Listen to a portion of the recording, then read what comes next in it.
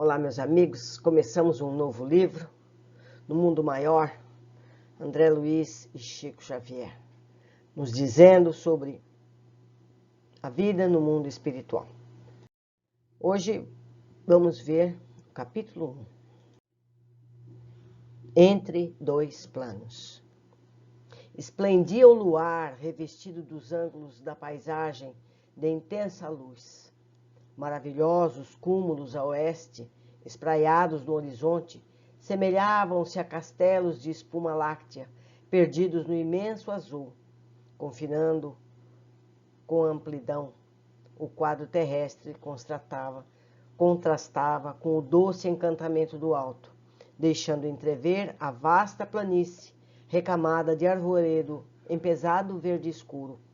Ao sul, caprichosos cirros reclinavam-se do céu sobre a terra, simbolizando adornos de gás esvoaçante. Evoquei nesse momento a juventude da humanidade encarnada, perguntando a mim mesmo se aquelas bandas alvas do firmamento não seriam faixas celestiais a protegerem o repouso do educandário terrestre. Ele se refere às nuvens, cúmulos, nimbos. A solidão imponente do plenilúnio infundia-me quase terror pela melancolia de sua majestosa e indizível beleza. A ideia de Deus envolvia-me o pensamento, arrancando-me notas de respeito e gratidão que eu, entretanto, não chegava a emitir. Em plena casa da noite, rendia culto de amor ao Eterno, que lhe criara os fundamentos sublimes de silêncio e de paz, em refrigério das almas encarnadas na crosta da terra. O luminoso disco lunar irradiava, destarte, maravilhosas sugestões. Aos seus reflexos, iniciara essa evolução terrena, e numerosas civilizações haviam modificado o curso das experiências humanas. André está poético hoje, né? Aquela mesma lâmpada suspensa, a lua, clareava o caminho dos seres primitivos, conduzida aos passos dos conquistadores, norteava a jornada dos santos. Testemunha impassível, observara a fundação de cidades suntuosas, acompanhando-lhes a prosperidade e a decadência. Contemplava as incessantes renovações da geografia política do mundo. Brilhara sobre a testa coroada dos príncipes e sobre o cajado de misérrimos pastores. Presenciara todos os dias, há longos milênios, o nascimento e a morte de milhões de seres. Sua augusta serenidade refletia a paz divina. Cá embaixo, desencarnados e encarnados, possuidores de relativa inteligência, pedíamos proceder a experimentos, reparar estranhadas, contrair compromissos ou edificar virtudes entre a esperança e a inquietação, aprendendo a recapitulando sempre, mas a lua, solitária e alvinente, trazia-nos a ideia da tranquilidade inexpugnável da divina lei. A região do encontro está próxima. A palavra do assistente Calderaro interrompeu-me a meditação.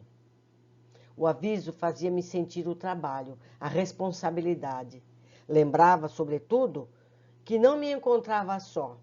Não viajávamos ambos sem objetivo. Em breves minutos, partilharíamos os trabalhos do instrutor Eusébio, abnegado paladino do amor cristão, em serviço de auxílio a companheiros necessitados. Eusébio dedicara-se de há muito ao Ministério do Socorro Espiritual, com vastíssimos créditos em nosso plano. Renunciara a posições de realce e adiara sublimes realizações, consagrando-se inteiramente aos famintos de luz. Superintendia prestigiosa organização de assistência em zona intermediária, atendendo a estudantes relativamente espiritualizados, pois ainda jungidos ao círculo carnal, e a discípulos recém-libertos do campo físico. A enorme instituição a que se dedicava direção fulgurante, regurgitava de almas situadas entre as esferas inferiores e as superiores. Gente com imensidão de problemas e de indagações de toda espécie, a requerer-lhe paciência e sabedoria. Entretanto, o indefeso, incansável, missionário, malgrado ao constante acúmulo de serviços complexos, encontrava tempo para descer semanalmente a crosta planetária, satisfazendo interesses imediatos de aprendizes que se candidatavam ao discipulato, sem recursos de elevação para vir ao encontro de seu verbo iluminado na sede superior. Quer dizer, Eusébio descia, já que esses alunos não tinham condições espirituais de subir até ele, no plano espiritual, mesmo durante o sono, ele descia uma vez por semana. Não o conhecia pessoalmente. Calderaro, porém, recebia-lhe a orientação, de conformidade com o quadro hierárquico, e a ele se referia com entusiasmo do subordinado, que se liga ao chefe, guardando o amor acima da obediência. O assistente, a seu turno, prestava serviço ativo na própria crosta da terra, a atender de modo direto aos irmãos encarnados, especializara-se na ciência do socorro espiritual, naquela que entre os estudiosos do mundo poderíamos chamar de psiquiatria iluminada, setor de realizações que há muito tempo me seduzia. Dispondo de uma semana sem obrigações definidas, dentre os encargos que me diziam respeito, solicitei ingresso na turma de adestramento, da qual se fizera Calderaro eminente orientador, tendo-me ele aceito com gentileza, característica dos legítimos missionários do bem, e propondo-se conduzir-me carinhosamente. Encontrava-se em oportunidade favorável aos meus propósitos de aprender, pois a equipe de preparação que lhe recebia ensinamentos excursionava em outra região, a labutar em atividades edificantes. À vista disso, poderia dispensar-me toda a atenção, auxiliando-me os desejos. Os casos que lhe eram atinentes, explicou-me solícito, não apresentavam continuidade substancial. Desdobravam-se, constituíam obra de improviso, obedeciam ao inopinado das ordens de serviço ou das situações. Noutros campos de ação, fazia-se imprescindível o roteiro, previstas as condições e as circunstâncias. No quadro de responsabilidades, porém, que lhe estavam afetas, diferiam as normas. Importava acompanhar os problemas, quais imprevistas manifestações da própria vida. Em virtude de tais flutuações, não traçava a rigor programas quanto a particularidades. Executava os deveres que lhe competiam, onde, como e quando determinassem os desígnios superiores. O escopo fundamental da tarefa circunscrevia-se ao socorro imediato aos infelizes, evitando-se, quanto possível, a loucura, o suicídio e os extremos desastres morais. Olha que absurdo, que coisa incrível! Que tarefa preciosa! Para isso, o missionário atuante era compelido a conhecer profundamente o jogo das forças psíquicas, com um acedrado devotamento ao bem ao próximo. Calderaro, nesse particular, não deixava perceber quaisquer dúvida. A bondade espontânea lhe era indício de virtude, e a inquebrantável serenidade revelava-lhe a sabedoria. Não lhe gozava o convívio desde muitos dias. Abraçara-o na véspera pela primeira vez. Bastou, no entanto, 1 minuto de sintonia para que se estabelecesse entre nós sadia intimidade. Embora lhe reconhecesse a sobriedade verbal, desde o momento do nosso encontro, permutávamos impressões como velhos amigos. Seguindo-lhe, pois, os passos afetuosamente, de alma edificada na fraternidade e na confiança, vi-me reduzida a distância de extenso parque em plena natureza terrestre. Em torno, árvores robustas, de copas farfalhantes, alinhavam-se à maneira de sentinela adrede postadas para velar-nos pelos serviços. O vento passava cantando, em surdina, com o recinto iluminado de claridades inacessíveis à faculdade receptiva do olhar humano.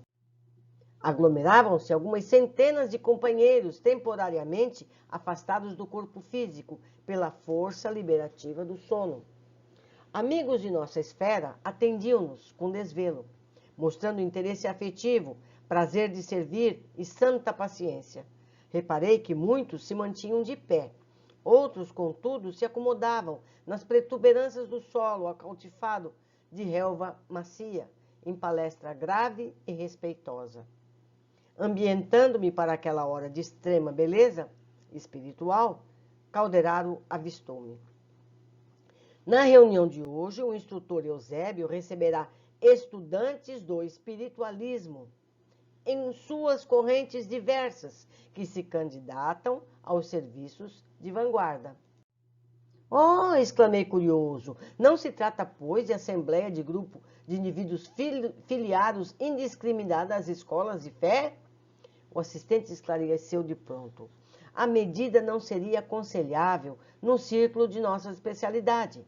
O instrutor afeiçoou-se ao apostolado de assistência a criaturas encarnadas e às recém-libertas da zona física, em particular, precisando aproveitar o tempo com as horas de preleção para o máximo de aproveitamento.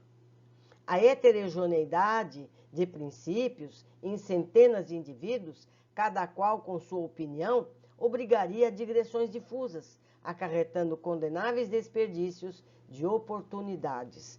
Quer dizer, ele só reunia aqueles que já tinham uma introdução à espiritualidade, de todas as fés, mas espiritualidade. Fixou a multidão demoradamente e acrescentou: temos aqui um cálculo aproximado de 1.200 pessoas. Deste número, 80% se constituem de aprendizes dos templos espiritualistas, em seus ramos diversos, ainda inaptos aos grandes voos do conhecimento, conquanto nutram fervorosas aspirações de colaboração no plano divino. São companheiros de elevado potencial de virtudes, exemplificam a boa vontade, exercitam-se na iluminação interior através de esforço louvável. Contudo, ainda não criaram o cerne da confiança para uso próprio.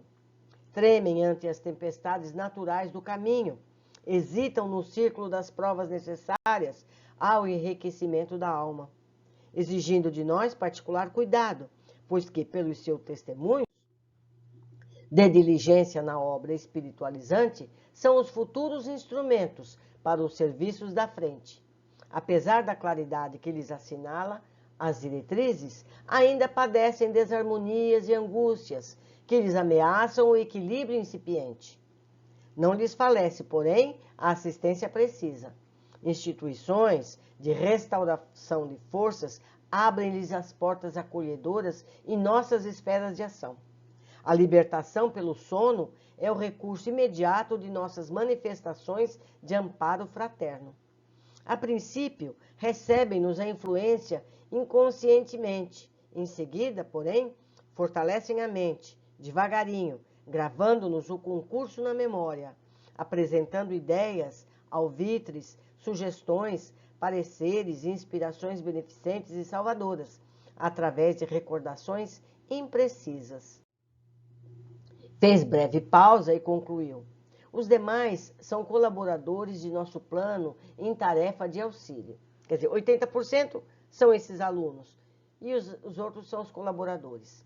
A organização dos trabalhos era digna de sincera admiração. Estávamos num campo substancialmente terrestre. A atmosfera, impregnada de aromas que o vento espargia em torno, recordava-me o lar da terra, contornado de seu jardim em noite cálida.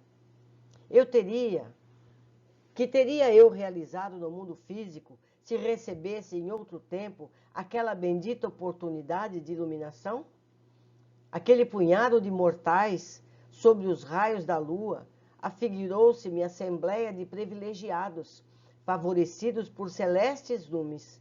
Milhões de homens e mulheres a dormir em cidades próximas, algemados aos interesses imediatos e ansiando a permuta das mais vis sensações, nem de longe suspeitariam a existência daquele original aglomerado de candidatos à luz íntima, convocados à preparação intensiva para incursões mais longas e eficientes na espiritualidade superior. Teriam a noção do sublime ensejo que lhes aprazia? Aproveitariam a dádiva com suficiente compreensão dos valores eternos? Marchariam desassombrados para a frente ou estacionariam ao contato dos primeiros óbices no esforço iluminativo? Calderaro percebeu-me as silenciosas perquisições e acrescentou: nossa comunidade de trabalho se dedica, essencialmente, à manifestação do equilíbrio. Não ignoras que a codificação do plano mental das criaturas, ninguém jamais a impõe. É fruto de tempo, de esforço, de evolução. E o edifício da sociedade humana, em um atual momento do mundo, vem sendo abalado nos próprios alicerces, compelindo imenso número de pessoas a imprevistas renovações. Certo não te surpreenderás se eu disser que, em face do surto da inteligência moderna, que embate na paralisia do sentimento, periclita a razão. O progresso material atordou a alma do homem desatento. Grandes massas, há séculos, permanecem distanciadas da luz espiritual. A civilização, puramente científica, é um Saturno devorador e a humanidade de agora se defronta com implacáveis exigências de acelerado crescer mental. Daí o agravo de nossas obrigações no setor da assistência. As necessidades de preparação do espírito intensificam-se em ritmo assustador. Nesse instante, alcançamos a multidão pacífica. Meu interlocutor sorriu, frisando: o acaso não opera prodígios. Qualquer realização há que se planejar, atacar, pôr a termo, para que o homem físico se converta em homem espiritual. O milagre exige muita colaboração de nossa parte.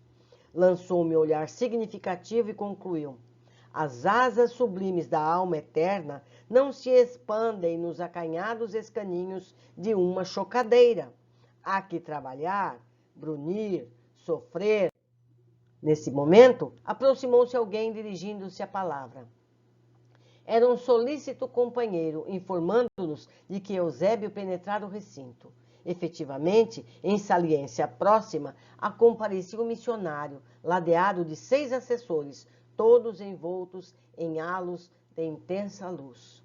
O abnegado orientador não exibia os traços de venerável senectude, de velhice, com que, em geral, imaginamos os apóstolos das revelações divinas.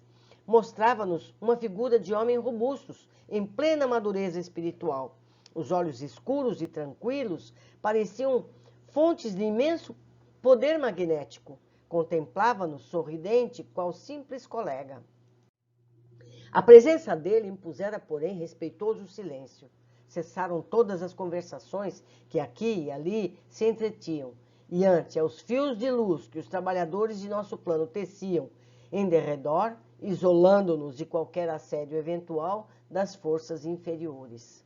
Apenas o vento calmo erguia a voz, sussurrando algo de belo e misterioso à folhagem.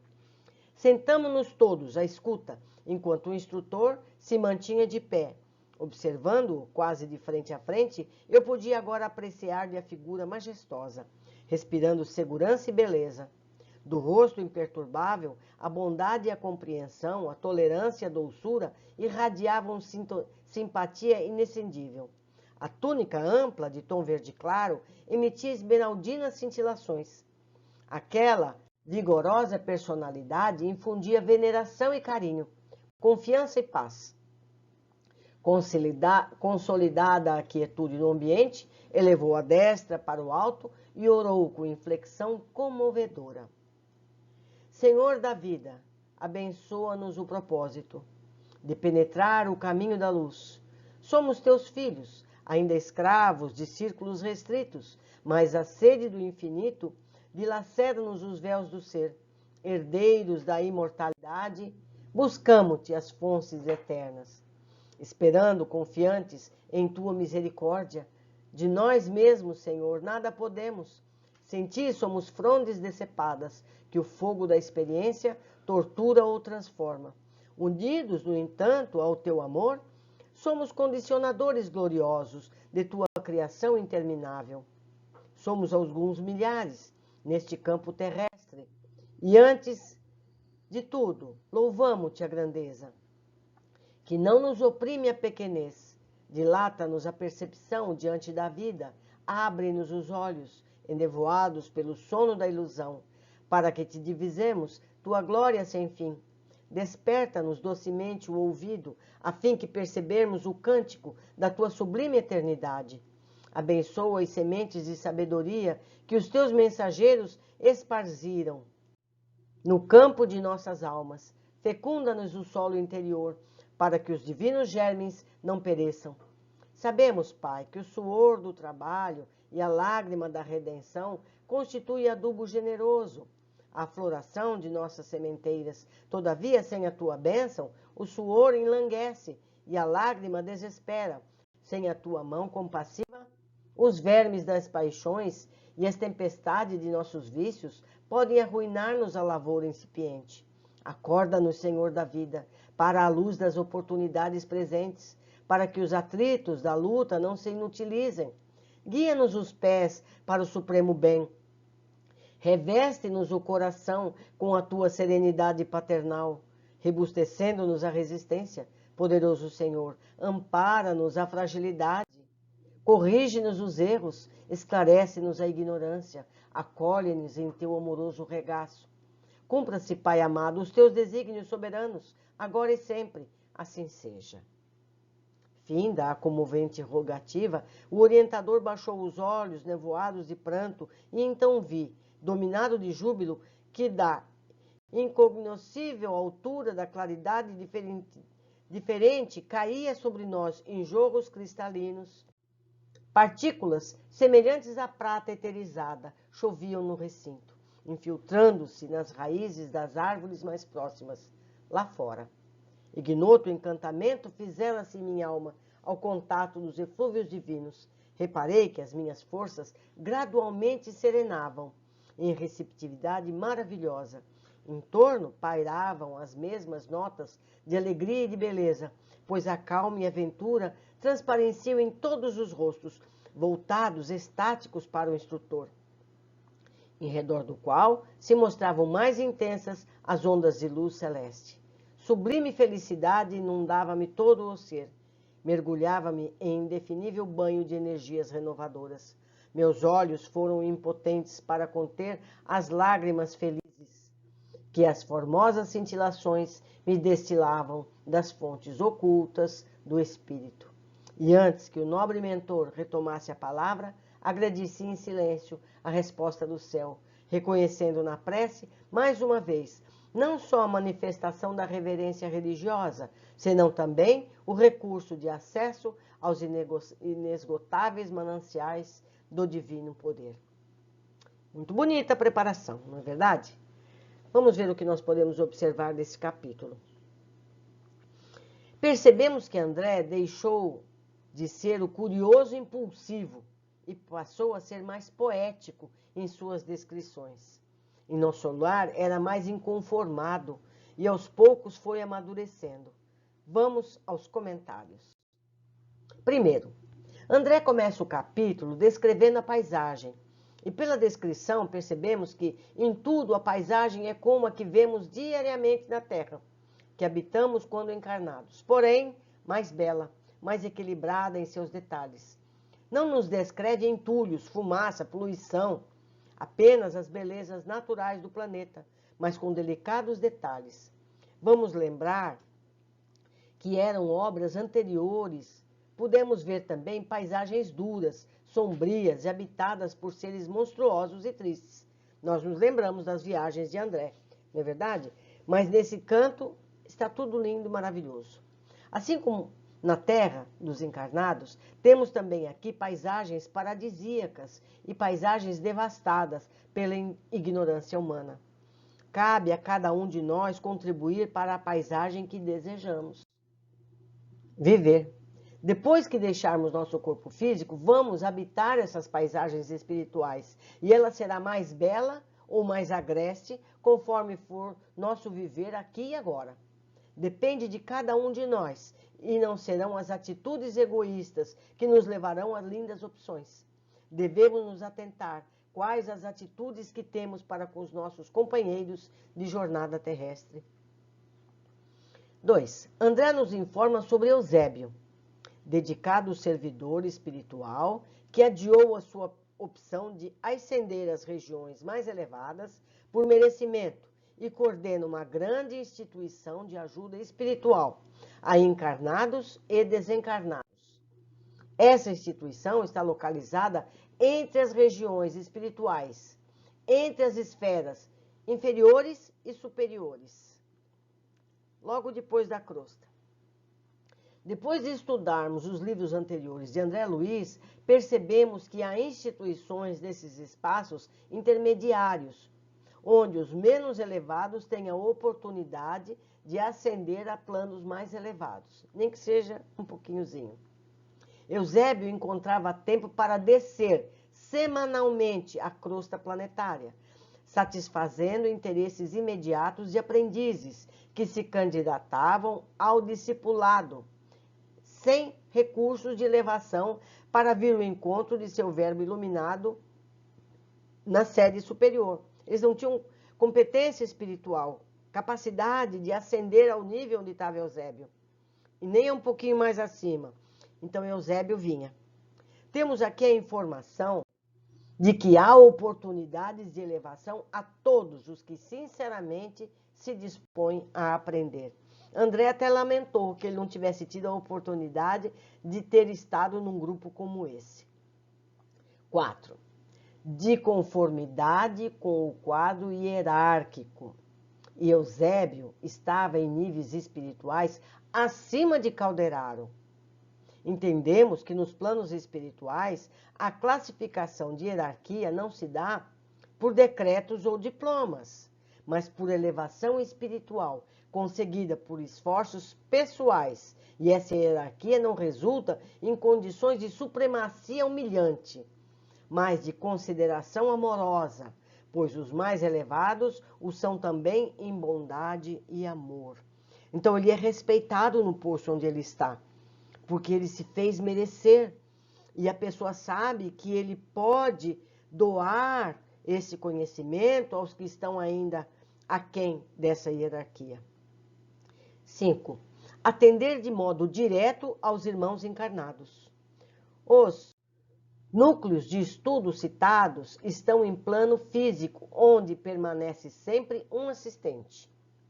Quer dizer, esse grupo de espíritos está no nível do plano físico e eles podem recorrer a eles durante o sono, em desdobramento.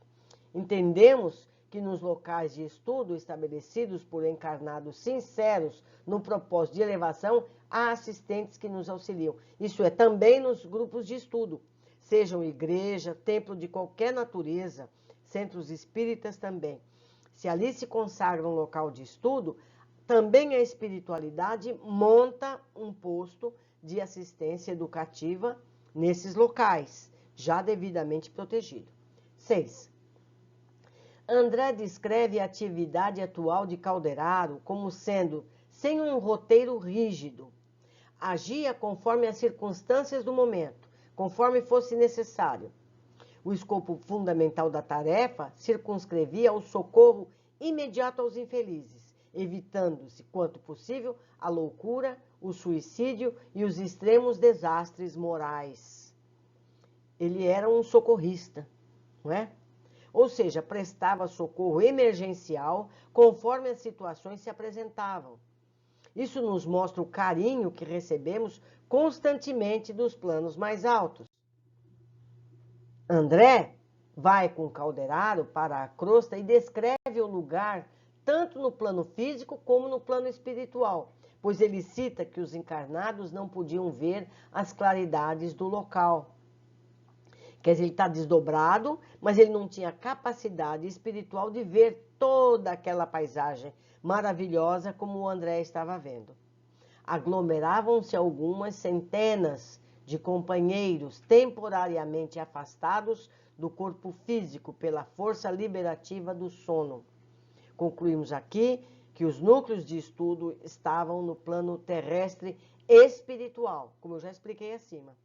Então, o templo existe, tem sua rotina, e durante a noite, quando não tem esse tipo de trabalho, as pessoas estão dormindo, se reúnem nesse espaço já consagrado, e ali é um posto de estudo. Todos podemos nos matricular, entre aspas, nesses centros de estudo. Basta que desejemos e no momento do sono nos propormos a isso. Nós nos propomos aí nesses núcleos de estudo, nós nos propomos a ajudar, a trabalhar, a fazer qualquer atividade que a gente esteja preparado.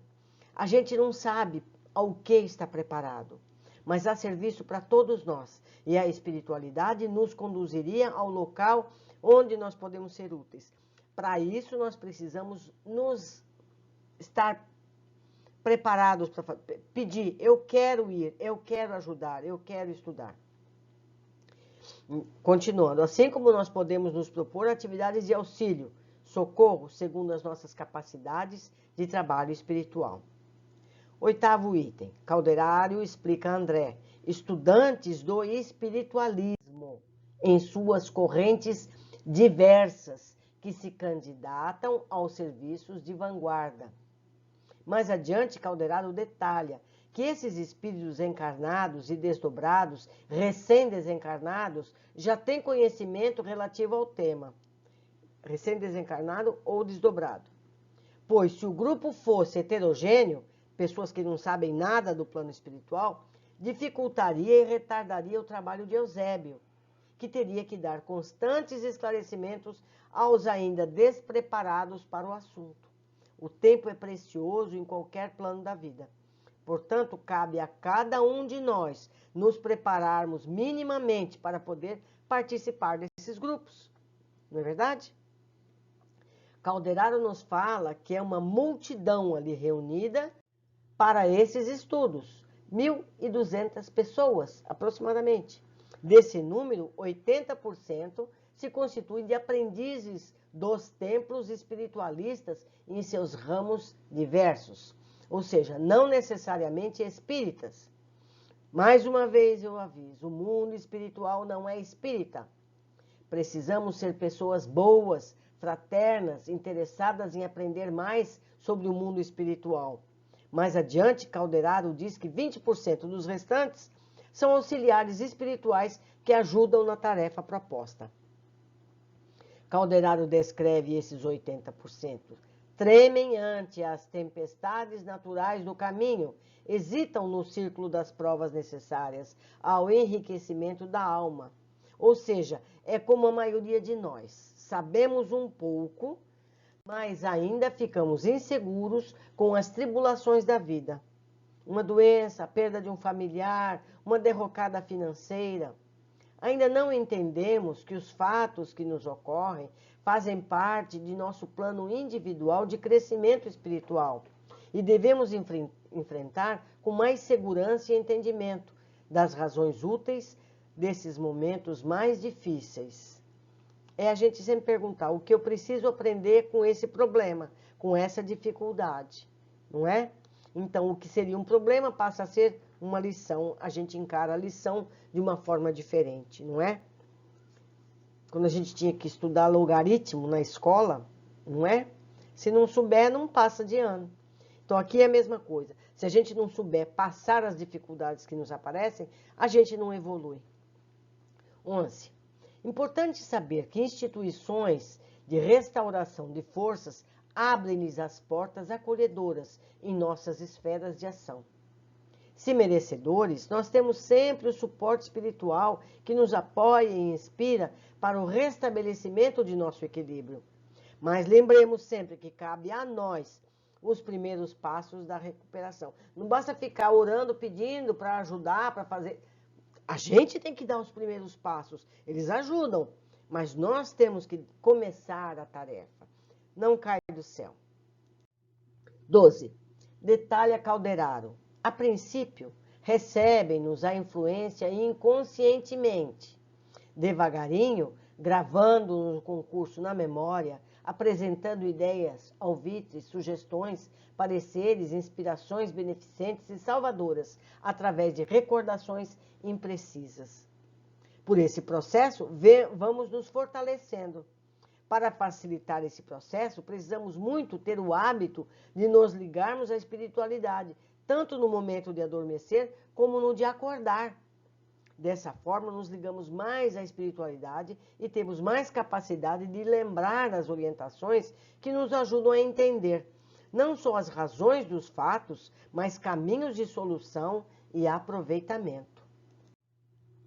13. André fica analisando as ações de Calderaro e Calderaro explica: o progresso material atordou a alma do homem desatento. Imagine que isso foi na década de 40 do século passado. E já era assim. Imagine nos dias de hoje, onde isso é tão mais premente. Ele se refere às tendências da humanidade em se fixar no crescimento material e os interesses espirituais ficam em segundo plano, esquecidos de que é o crescimento espiritual o objetivo da encarnação. A gente não vem aqui para passar férias, para ficar rico, para se divertir, não é? A gente vem aqui para uma evolução espiritual. Se a gente tiver isso sempre em mente, facilita. Na hora de optar, eu vou fazer isso ou aquilo, a gente vai escolher melhor. 14. O acaso não opera prodígios. Qualquer realização há que planejar, atacar, pôr a termo. Para que o homem físico se converta em homem espiritual, o milagre exige muita colaboração de nossa parte. O acaso não opera prodígios, frase que precisamos ter em mente quando nos dispomos a agir. Programar as atitudes para que o êxito seja mais facilmente alcançado. Isso serve para todas as nossas ações. Não basta pedir aos céus que nos iluminem ou que nos façam ser melhores. Cabe a cada um planejar nossa rota de elevação e executá-la. Não é dizer, que eu seja melhor, que eu tenha mais paciência. A gente precisa trabalhar nisso.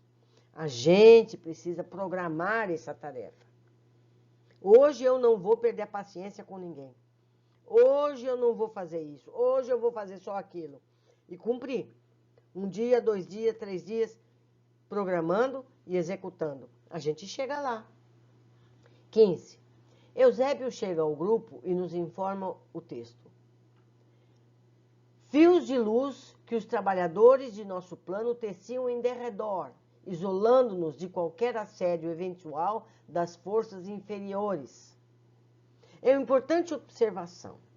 Seja onde for, sempre há necessidade de nos protegermos das energias menos elevadas. Elas existem, especialmente nos nossos níveis de convívio na crosta. Então não custa nada a gente pedir. Quando você fala que Deus nos proteja, você está irradiando uma proteção. Certo? Então, a gente ajuda se a gente desejar isso. A gente manda força plástica.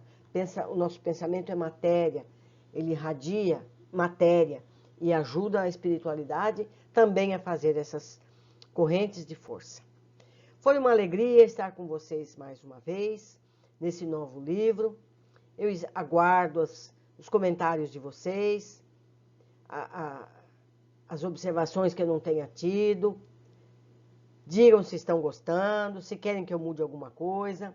Para mim é uma alegria estar aqui. Um grande abraço, até o capítulo 2.